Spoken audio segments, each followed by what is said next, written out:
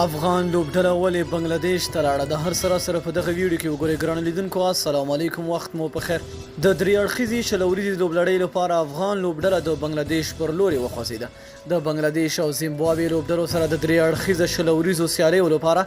افغان لوبغاړي نن د بنگلاديش هیواد په لوري وخوځېدل